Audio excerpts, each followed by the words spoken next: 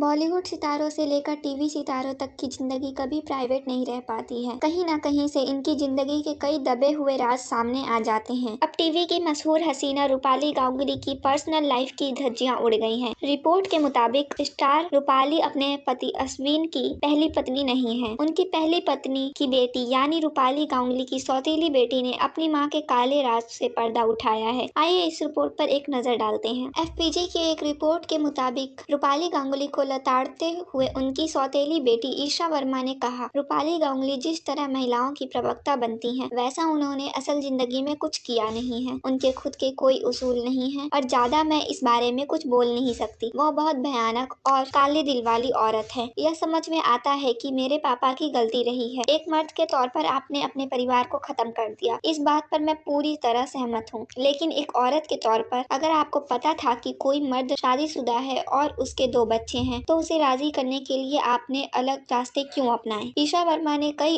और शौकीन आरोप लगाते हुए कहा कि Anupama fame actress new Jersey में उनके घर आया करती थी। ईशा ने बताया, रूपाली न्यू जर्सी में मेरे घर आया करती थी और मेरी मम्मी पापा के बेडरूम में रुका करती थी। ईशा ने रूपाली गांगुली पर उनकी मां की ज्वेलरी चुराने की भी आरोप लगाया है। उन्होंने कहा, वह मेरी मां के जेवर चुरा लेती थी और जब हम मुंबई अपने दादा दादी से मिलने आते तो वह हमारे घर आकर मेरी मां को गालियां देती थी और उन्हें धमकाती थी। एक्ट्रेस की सौतेली बेटी का कहना है कि यह सब बहुत पुरानी बात है और तब इतनी टेक्नोलॉजी नहीं थी कि आज जितनी आसानी से सबूत जुटाए जा सकें, इसलिए उनके पास स्क्रीनशॉट नहीं है, लेकिन उस वक्त के एसएमएस उनके पास आज भी हैं। जहां एक तरफ यह मामला लगातार सुर्खियों में है, वहीं दूसरी तरफ रूपाली गांगुली के पति अश्विन ने ईशा की बातों से एग्री नहीं किया है। अश्विन ने कहा है कि उनकी सौतेली बेटी बस आहत है, इसलिए ऐसी बातें कह रही हैं। आपको क्या लगा है जो ईशा कह रही हैं वो सच है या नहीं? कमेंट में जरूर बताइए।